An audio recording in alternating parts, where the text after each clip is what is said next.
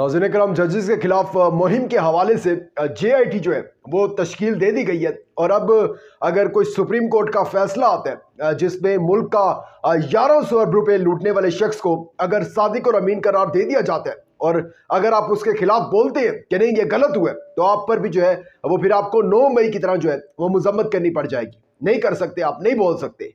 1400 रोज से ज्यादा मफरूर रहने वाला शख्स अगर उसको उसकी नाअहली जो है वो खत्म कर दी जाती है तो आप तब भी नहीं बोल सकते। और मुल्क की सबसे बड़ी सियासी जमात से अगर उसका इंतखाबी निशान छीन लिया जाता है, आप तब भी नहीं बोल सकते हैं। और अगर एक शख्स जो है जमहूरियत की बका की जंग लड़ रहा है जो, और उसको इस वजह से जेल में रखा हुआ है, और अगर आप उसके हक में बोलते हैं तो भी नहीं बोल सकते। और अगर आप ये सब कुछ करेंगे तो फिर जो है आपको 9 मई की तरह मजम्मत करनी पड़ जाएगी और आपके ऊपर जो है वो फिर केस जो है वो फौजी अदालतों में चलेंगे। फिर वजारत दाखिला ने ये JIT तश्कील दी है।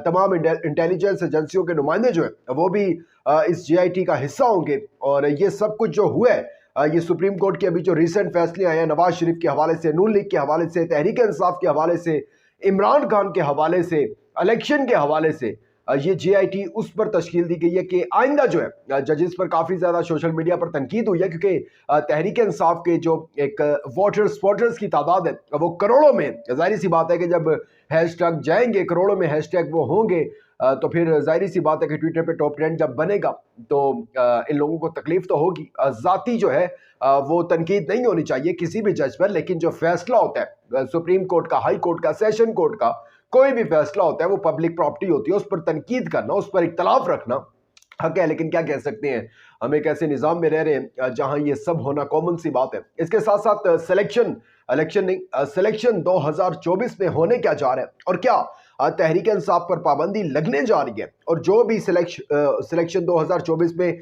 सिलेक्ट होकर आने वाला है उसके बाद जो है मुल्क के अंदर आईनी और सियासी बहरान जो है वो क्या खत्म हो जाएगा या नहीं, इसके ऊपर आज बात करते हैं। लेकिन आगे बढ़ने से पहले चैनल को सब्सक्राइब करके शुक्रिया का मौका दीजिएगा, वीडियो को लाइक और शेयर लास्ट में कीजिए।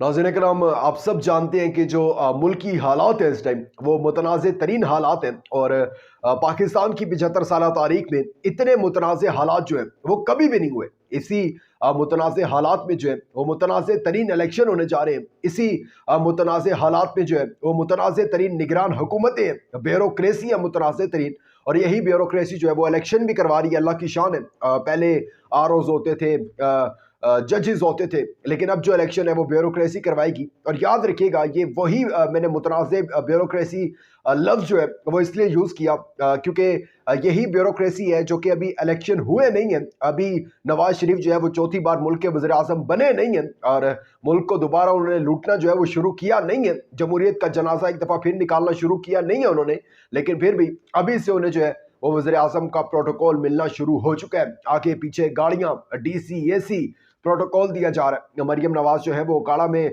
जलसा करती हैं, वहाँ के डिप्टी कमिश्नर जो है ओकाड़ा वो स्कूलों कॉलेजेस को पैगाम पहुंचा देते हैं जल्दी छुट्टी कर दें। और जितने भी बच्चे हैं व्हाट्सएप पर मैसेजेस भिजवाए जा रहे हैं, जितने भी बच्चे हैं उनको आप यकीनी बनाएं कि जलसा जो है वो जलसे में आए। लेकिन वो जलसा नहीं, फिर भी जलसी रहा इनकी इतनी अनथक कोशिशों के बावजूद भी, क्योंकि एक फैसला जो है वो अवाम का भी है ना। एक फैसला इन्होंने ताकतवरों का है, एक फैसला जजेस का है, एक फैसला इन करप्टों का है, लेकिन एक फैसला जो है वो अवाम का है, जमहूर का है। और जमहूरियत में जमहूरी जो होती है वो सब कुछ होता है, फिर वो ब्यूरोक्रेसी भी होती है, वो अदालत भी होती है, वो सब कुछ होता है। और वो बदला लेना जो है बड़े बेहतर तरीके से जानते हैं। खैर इसी ब्यूरोक्रेसी ने जो है वो तकरीबन 3000 MPOs जो है ऑर्डर जारी किए, गिरफ्तारियां की। तहरीक इंसाफ के जितने भी कारकुनान हैं, उम्मीदवार हैं, उनकी गिरफ्तारियां की जा रही हैं, सलूट मारे जा रहे हैं। तहरीक इंसाफ की फैंटियां घरों में घुसा जा रहा है, बेडरूम्स में घुसा जा रहा है, चादर चार दीवारी का तकद्दुस जो है वो पामाल किया जा रहा है। और लेकिन दूसरी तरफ इनको जो है वो सलूट है,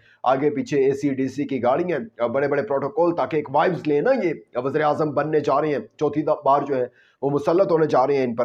खैर ये जो अब सिलेक्शन 2024 है इसमें होने ये जा रहा है कि इसमें जरदारी साहब और नवाज शरीफ जो है बड़े मतलब कि उनके लिए तारीखी लम्हात हैं ये, कि जब तहरीक इंसाफ को एक वो कहते हैं ना खुडे लाइन लगा देना, एक साइड पे कर दिया बिल्कुल, और कह दिया कि खेलें जनाब, अब जितना खेल सकते हैं, छक्के लगाएं, हर बॉल जो है वो फ्री हिट है और लगाएं, आउट आप हो ही नहीं सकते, लगाएं जितने छक्के लगाएं। अब हम आपको बताएंगे कि आपने जो हमारे बूट पॉलिश किए हैं, अब जो आपने वो अपना बयानिया चेंज किया है कि बाजवा का एहतसाब करूंगा और अब वो अंकल बाजवा बन गए हैं, तो अब जो है आपको उसका कितना बड़ा जो है वो समर मिलेगा, फल मिलेगा उसका, आपको रिजल्ट आप देख के आपकी आंखें दंग रह जाएंगी।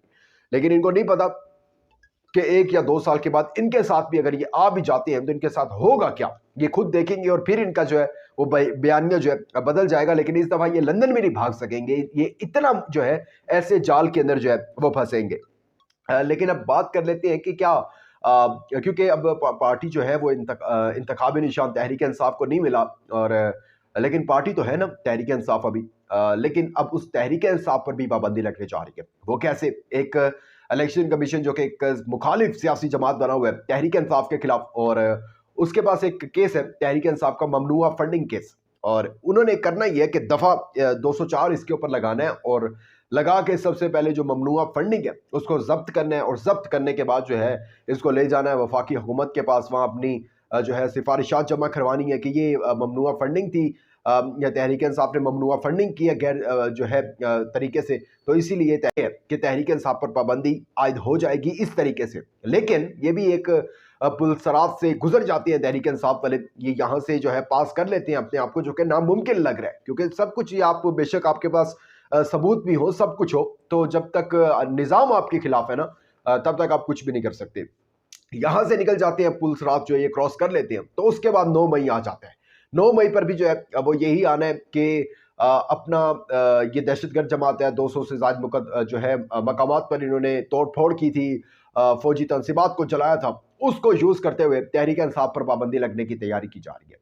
2 ऑप्शन अब तहरीक इंसाफ के पास भी है, एक अदालत का ऑप्शन है, लेकिन अदालत में जाएंगे तो वही होगा जो बल्ले के साथ हुआ, वही होगा जो कि लेवल प्लेइंग फील्ड में हुआ, तो अब अदालत से तो इंसाफ की तवक्को है नहीं। और दूसरी जो है ऑप्शन वो यही है कि तहरीक इंसाफ अपनी नई जमात बना ले, कोई भी जिस तरह ANP पर पाबंदी लगी थी तो फिर दोबारा वो अवामी नेशनल पार्टी बनकर आ गई थी, उन्होंने अपनी जमात का नाम चेंज कर दिया था और एक नई जमात जो है, लोग उसके अंदर वही थे लेकिन जमात का जो है उन्होंने नाम चेंज करके अपने आप को रजिस्टर करवा लिया था इलेक्शन कमीशन में। अच्छा, अब बात कर लेते हैं कि क्या सिलेक्शन 2024 के बाद जो भी ये जिनको मुसल्लत करने की कोशिश की जा रही है वो आ जाते हैं, तो क्या मुल्क में आईनी और सियासी बहरान जो है वो क्या ख़त्म हो जाएगा? अब बिल्कुल ख़त्म नहीं होगा। अब फैसल बाडा, तो मैं आपको पहले भी बता चुका हूँ, ताकतवरों के बड़े करीब रहते हैं।